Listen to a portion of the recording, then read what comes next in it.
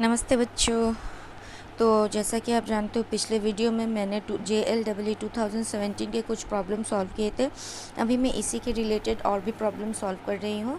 ठीक है, तो कीप वॉचिंग। तो बच्चों हमारा पहला क्वेश्चन है, consider the two vectors alpha vector and beta vector if mod alpha vector plus beta vector equals to mod alpha vector minus beta vector then the vectors are option से parallel, orthogonal, collinear and none of this.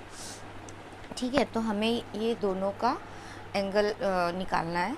तो देखिए, mod of alpha vector plus beta vector equals to mod of alpha vector minus beta vector. So this implies mod of alpha vector plus beta vector square is equals to mod of alpha vector minus beta vector square since v vector dot v vector equals to v square. Okay, तो हम इसे ऐसे लिख सकते हैं, alpha vector plus beta vector dot alpha vector plus beta vector is equals to alpha vector minus beta vector dot alpha vector minus beta vector. तो हमें क्या मिलेगा यहाँ पे देखिए, alpha vector dot alpha vector plus alpha vector dot beta vector plus beta vector dot alpha vector plus beta dot beta, ये हमें मिलेगा। और this is equals to same, यहाँ पे भी आप एक्सपांड कर दो तो आपको ऐसे मिलेगा।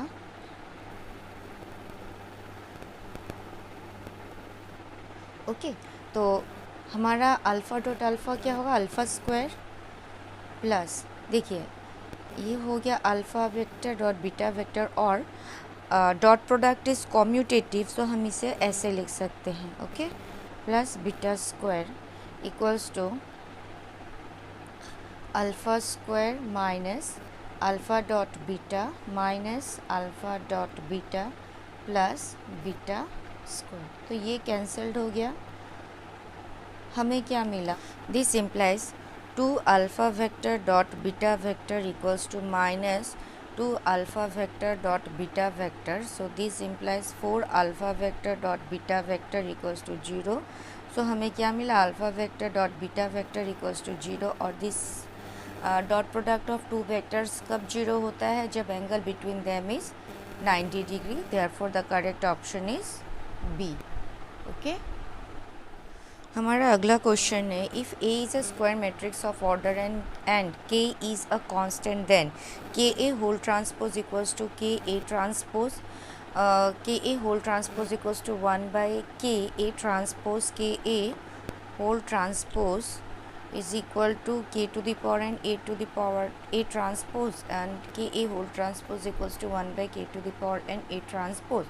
तो हमें इसका ऑप्शन निकालना है। तो ये हो गया प्रॉपर्टीज ऑफ डिटर्मिनेंट से।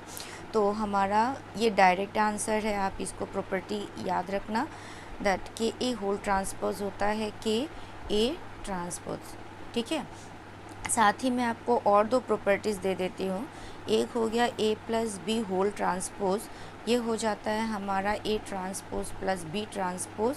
और number 3 A B whole transpose, ये हो जाएगा बी ट्रांसपोज ए ट्रांसपोज। अभी ट्रांसपोज होता क्या है, ट्रांसपोज का मतलब हो गया changing rows into columns. Okay, in you can write changing rows into columns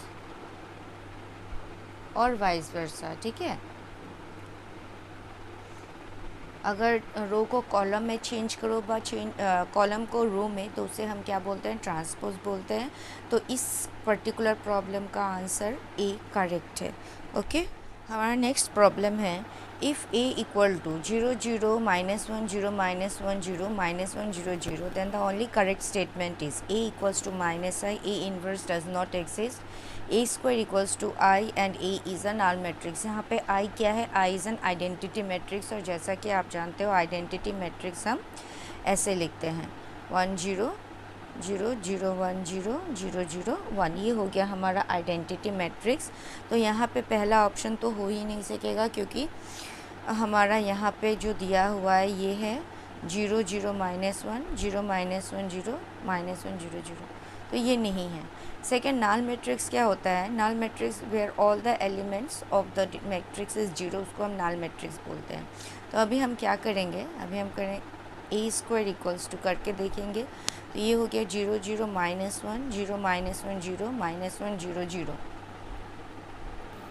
ठीक है, इंटू 0 0 -1 0 -1 0 -1 0 0। अभी हम इसे मल्टीप्लाई करके देखेंगे तो हमें ऐसे मिलेगा 0 0 0 + 0 + 1 0 + 0 + 0 और ये हो गया 0 + 0 + 0।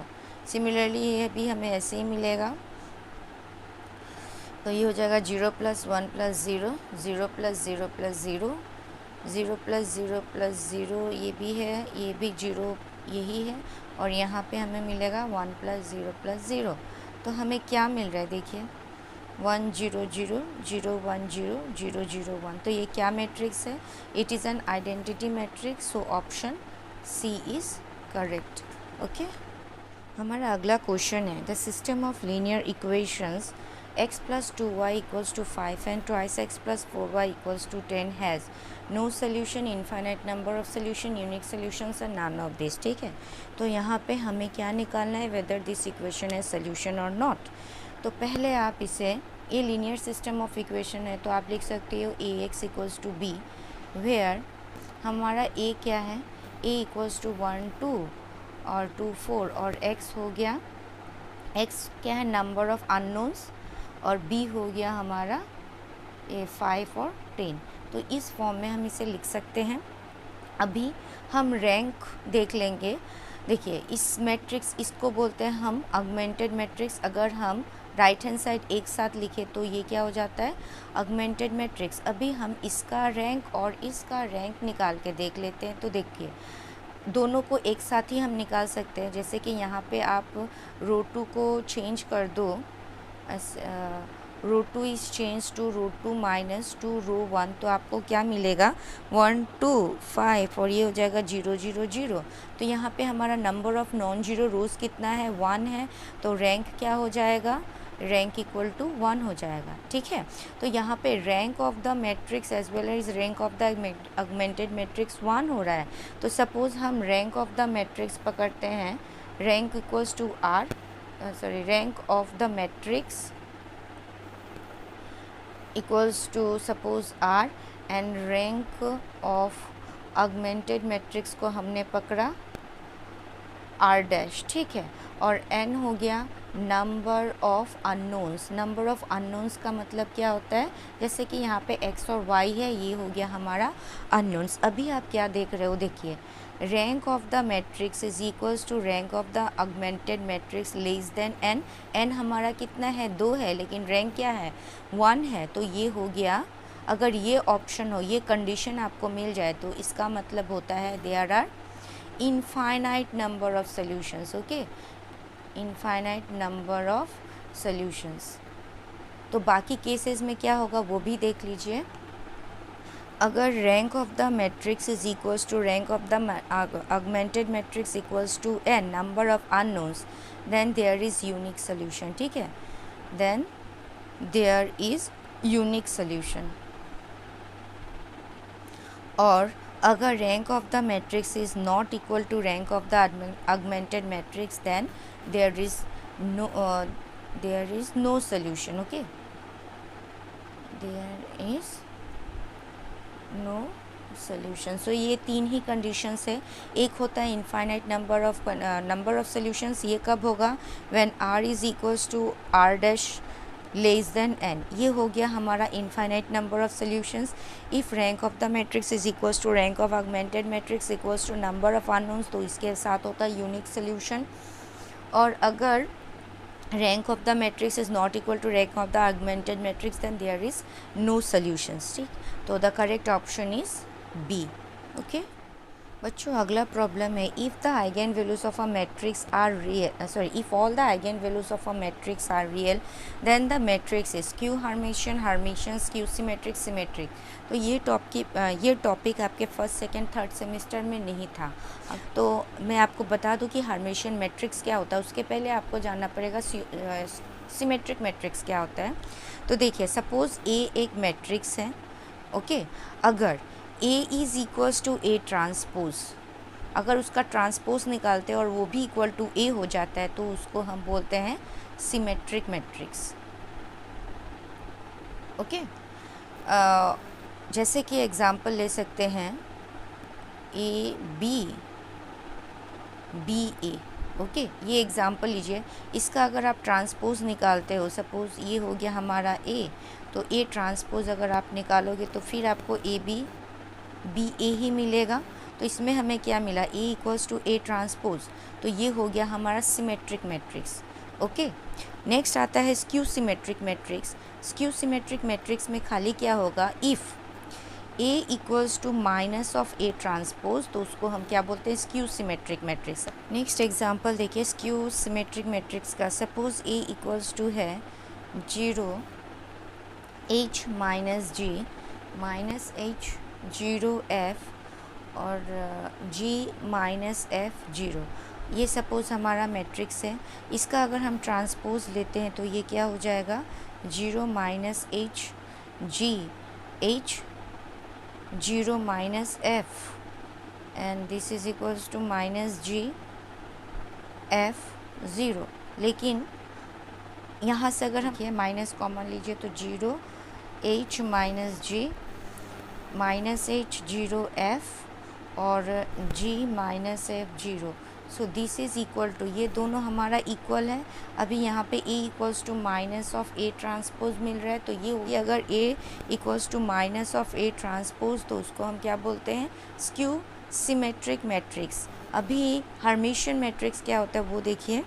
हर्मिशियन के आगे आपको कॉन्जुगेट ऑफ अ मैट्रिक्स पता होना चाहिए। तो conjugate of a matrix is denoted by A bar, ठीक है।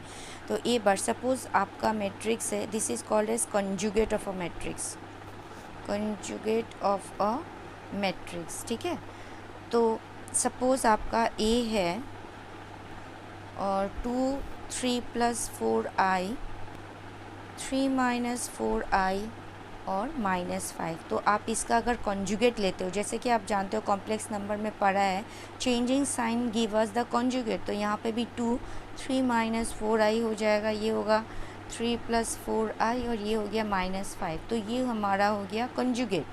अब भी हमारा हर्मिशियन मैट्रिक्स क्या होता है, Hermitian matrix is given by if A transpose is equals to A conjugate. Okay, A transpose equals to A conjugate, तो उसको हम बोलते हैं हर्मिशियन मैट्रिक्स, हर्मिशियन मैट्रिक्स। तो यहाँ पे आप देखो आपका ए क्या है, ए इक्वल्स टू दिस है, इसका कॉन्जुगेट ये हो रहा है। अगर इसका आप ट्रांसपोज निकालते हो, अगर आप ए का ट्रांसपोज निकालते हो तो आपको क्या मिल रहा है, 2 3 - 4i 3 + 4i और -5। तो is it equal to this, it is equals to A transpose.